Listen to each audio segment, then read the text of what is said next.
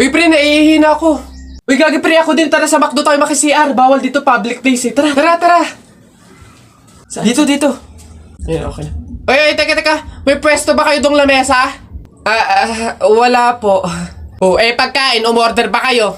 Ay, wala din po. Oh, ayun, dali. Alam na namin yung mga ganyan nyo. Hindi naman kayo mga umorder, pero pupunta kayo dito para maki-CR lang. Tapos ano, iiwan yung makalat, iiwan yung madumi, tapos kami yung mapupurwisyo. Hindi na pwede mga ganyan nyo. Kung gusto nyo maki-CR, 20 pesos, sa akin na bayad. Ay, ganun po ba? Sorry po. Ay, ito po, boss. Hindi nyo na kami mauuto. O, yun sa'yo. Ha? Ay, ito po yung sa akin, O, pasok. Oy! Teka, saan ka din pupunta? Sa CR, bakit? Sus, panigurado nakiki-CR lang din to. Again, hindi na po libre ang CR sa McDo. Kung gusto nyo, magbayad kayo ng 20. Buti nga 20 nga lang libre na tissue, libre na sabon, libre na tubig. Swerte nyo nga, 20. Akin na. Sorry, what? I am the manager here and who are you? Bago ka lang dito? Ay, sir, sorry, hindi ko po kasi alam. Patay. You're fired.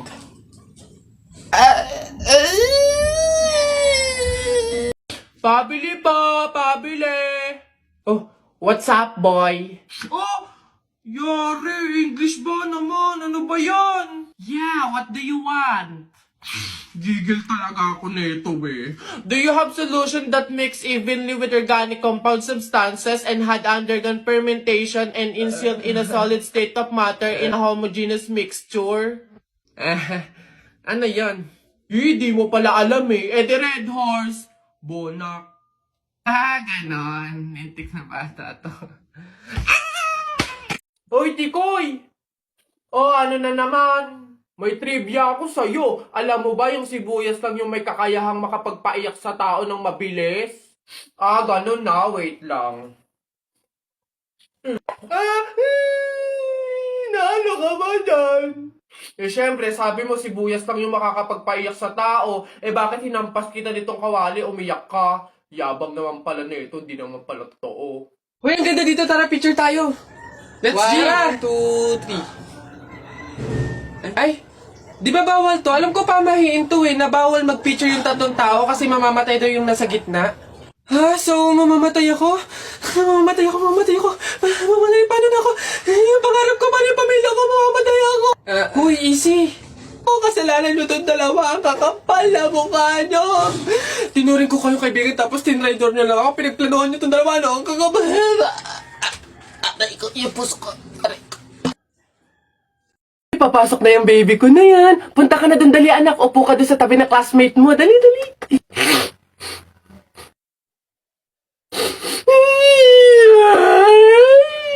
Ay, sige, magagalit si teacher, nak. Sige. Tahan, anak. Dito lang si mama sa labas. Titignan ka lang, oo. Dito lang si mama, oo. Dito lang ako. Sige na, dali. Dito ka lang? Oh, nak, dito lang si mama. Dito lang sa labas. Titignan kita, ha? Oh!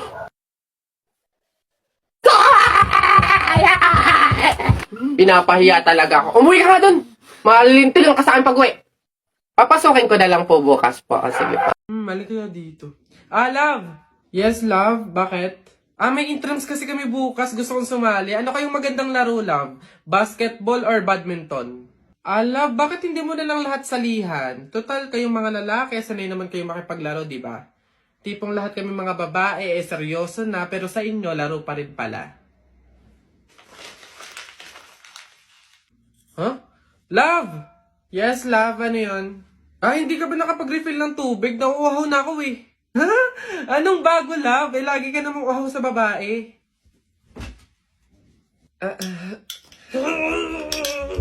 Ano to? Love, yung laundry. Love, wag mong ilagay lahat. Baka maghawa yung puti tsaka di kulay. Ay na nga. Isa-isa lang kasi yung lagay. Hindi yung ang dami mong babae. Oh. Nasaan ba kasi yun? Love! Ano yun? Nakita mo ba yung cellphone ko? Andyan lang yun sa ibabaw ng Durabox.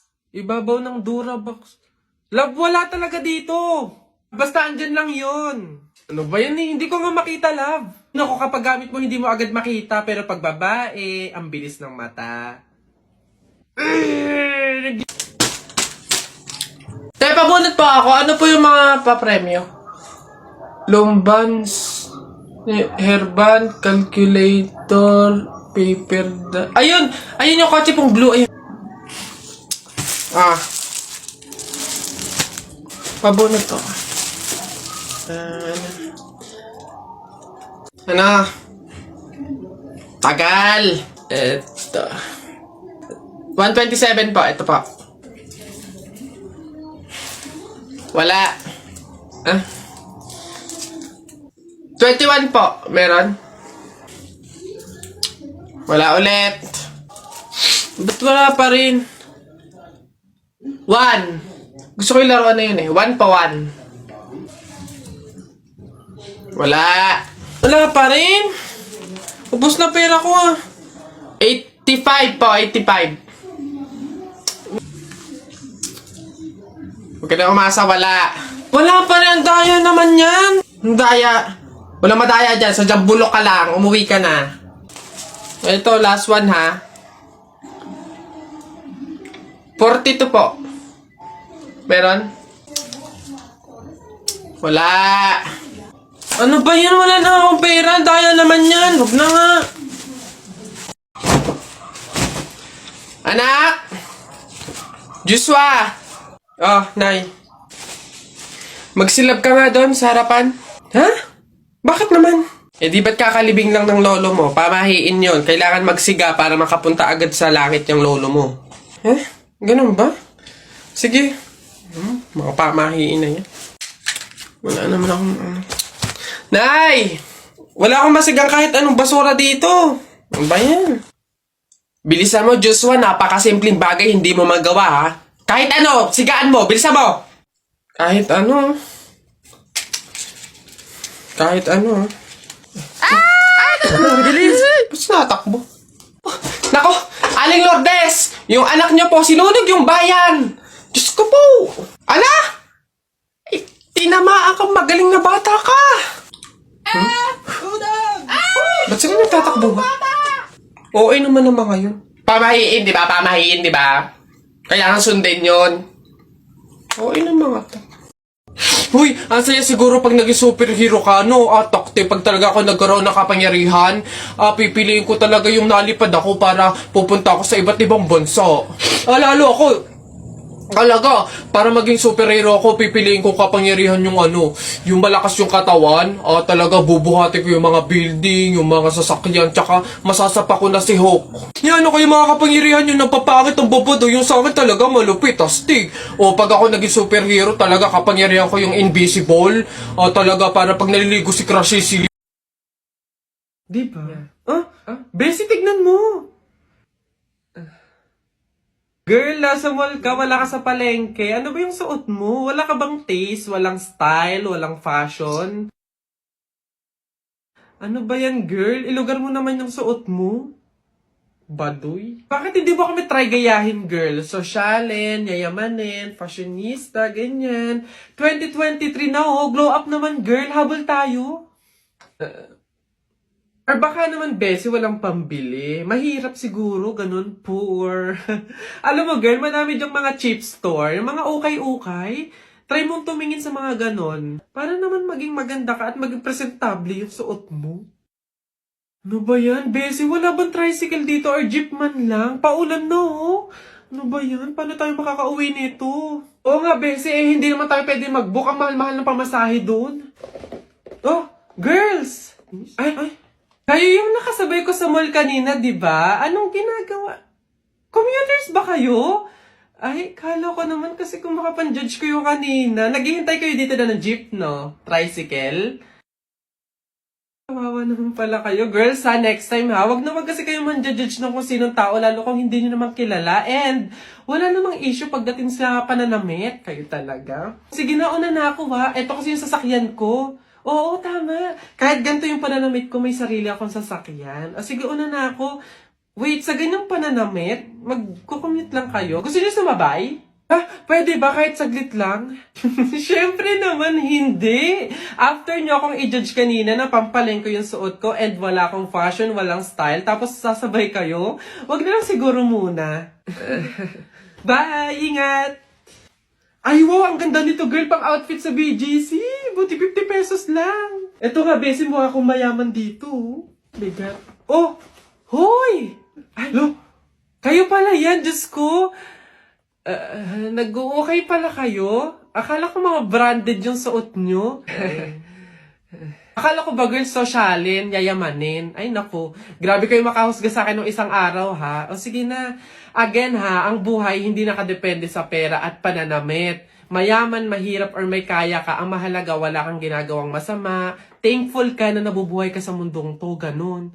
O sige na, una na ako, ha? Ito kasi mga pinabili ko, ang dami. Ingat! Uy, pre!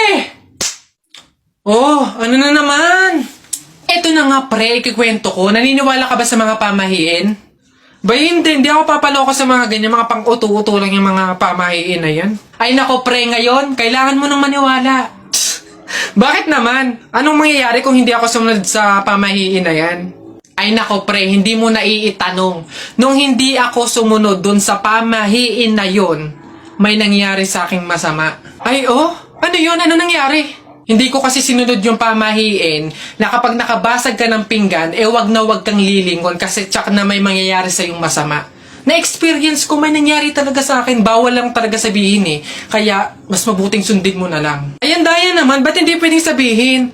Pero sige, ano yung pamahiin? Pag nakabasag ako ng pinggan, wag akong titingin sa likod kasi may mangyayari sa aking masama. Sige, noted. Susundin ko yung pamahiin na yan. Nay, anong ulam? Ay, nabasag ko yung pinggan. Wag titingin sa likod, pamahiin yun. Masama yun, may mangyayari sa yung masama. Wag kang titingin. Teka lang. Paano kung inuuto lang ako nun? Paano kung hindi naman totoo yung mga pamahiin na yan? Diyos ko po, di ako papaniwala sa mga ganyan. Ay! Ano ka? Sorry po! Ikaw na bata ka, humanda ka talaga sa akin. Kasal ko pa yan, tapos binasag mo lang? Ha? Pasok! Garote talaga yung aabutin mo sa akin! Pasok! Magtanda ka yung bata ka. Kaya pala bawal lumingon. May mangyayari ang masama. Maglalayas ako, sakit-sakit ang palo nyo.